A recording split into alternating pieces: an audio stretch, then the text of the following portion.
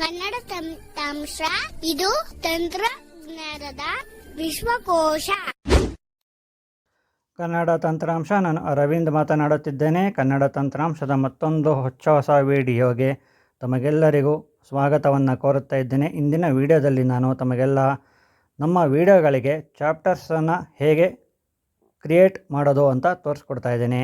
ಈ ಒಂದು chapters create ಮಾಡೋದ್ರಿಂದ ಏನಪ್ಪ ಅನುಕೂಲ ಅಂತಂದರೆ, ನಮ್ಮ ವಿಡಿಯೋವನ್ನು ವೀಕ್ಷಣೆ ಮಾಡ್ತಕ್ಕಂತಹ ಜನಗಳು ಅವರಿಗೆ ಬೇಕಾಗಿರ್ತಕ್ಕಂಥ ವಿಚಾರವನ್ನು ನೇರವಾಗಿ ಪ್ಲೇ ಮಾಡಿ ತಿಳ್ಕೊಬೋದು. ಹಾಗೆ ನಮಗೂ ಕೂಡ ಏನು ಅಡ್ವಾಂಟೇಜ್ ಅಪ್ಪ ಅಂತಂದರೆ, ನಾವು ಯಾರಿಗಾದರೂ ಅವ್ರು ಯಾವ್ದಾರ ಒಂದು ನಮ್ಮ ವಿಡಿಯೋದಲ್ಲಿ ಪರ್ಟಿಕ್ಯುಲರ್ ಟಾಪಿಕ್ಕು ಚೆನ್ನಾಗಿರ್ತಕ್ಕಂಥ ಒಂದು ಟಾಪಿಕ್ಕನ್ನು ನಾವು ಬೇರೆಯವ್ರಿಗೆ ಸಪ್ರೇಟಾಗಿ ಶೇರ್ ಮಾಡ್ಬೋದು.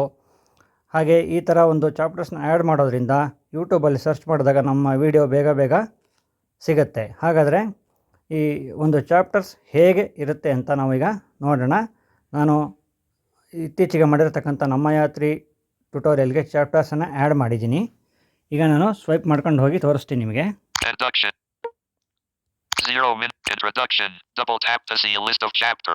ನೋಡಿ, ಇಲ್ಲಿ ಸಿಕ್ತು introduction, double tap to see list of chapters ಅಂತ ಸಿಕ್ತು. ಈಗ ಅದರ ಮೇಲೆ ಡಬಲ್ ಟ್ಯಾಪ್ ಮಾಡ್ತೀನಿ. ಈಗ ಮತ್ತೆ ರೈಟಿಗೆ ಸ್ವೈಪ್ ಮಾಡ್ಕೊಂಡು ಹೋಗ್ತೀನಿ.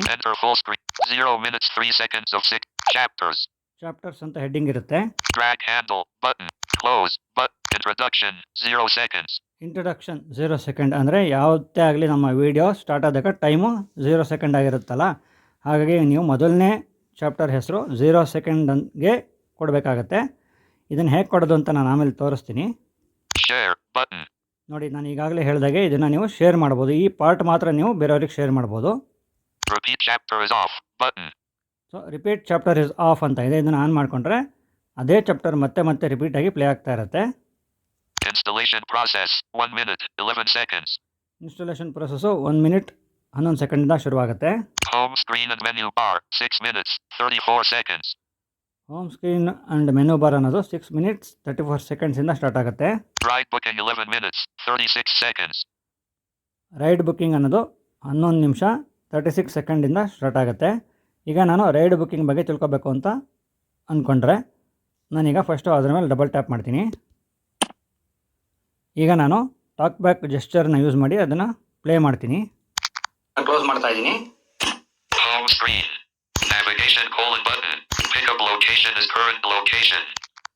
ನೋಡಿ, ಅದು ರೈಡ್ ಬುಕ್ಕಿಂಗ್ ಜಾಗದಿಂದ ಮುಂದಕ್ಕೆ ಕಂಟಿನ್ಯೂ ಆಯಿತು ಟ್ಯುಟೋರಿಯಲ್ಲು.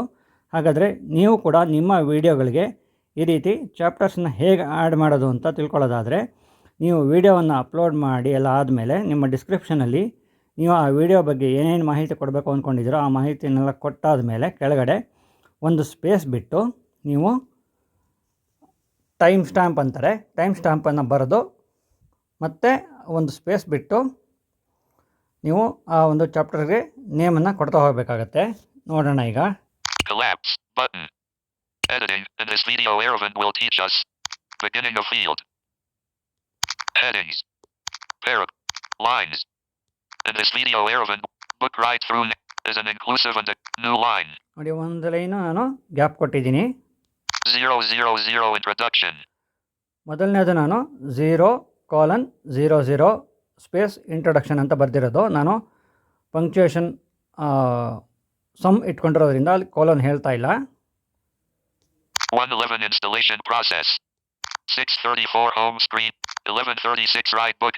End of video. ಕೊನೆಯಲ್ಲಿ ನೀವು ಎಂಡ್ ಆಫ್ ವಿಡಿಯೋ ಅಂತ ಬರೆಯೋದು ಮರಿಬಾರ್ದು, ಅಥವಾ ಬೇರೆ ಏನಾದರೂ ಕೂಡ ಆಟೋ ಅಂತಲೂ ಕೂಡ ಬರೀಬೋದಂತೆ.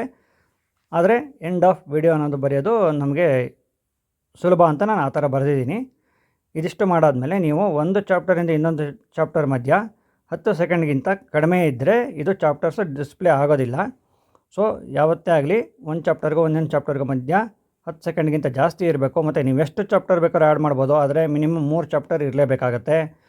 ಹಾಗೆ ನೀವು ಟೈಮ್ ಬರೆದಾದ್ಮೇಲೆ ಮಧ್ಯ ಒಂದು ಸ್ಪೇಸ್ ಕೊಡೋದು ಮರಿಬಾರ್ದು.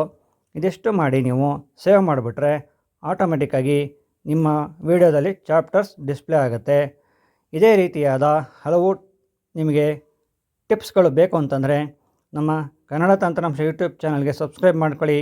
ಹಾಗೆ ಈ ಒಂದು ವಿಡಿಯೋ ನಿಮಗೆ ಇಷ್ಟ ಆದರೆ ಲೈಕ್ ಮಾಡಿ, ನಿಮ್ಮ ಸ್ನೇಹಿತರುಗಳಿಗೆ ಕೂಡ ಹಂಚ್ಕೊಳ್ಳಿ. ಮತ್ತೆ ನಾನು ಇದೇ ರೀತಿ ಹೆಚ್ಚಿನ ಮಾಹಿತಿಯೊಂದಿಗೆ ತಮ್ಮನ್ನು ಭೇಟಿ ಮಾಡ್ತೀನಿ ಅಂತ ಹೇಳ್ತಾ ತಮ್ಮೆಲ್ಲರಿಗೂ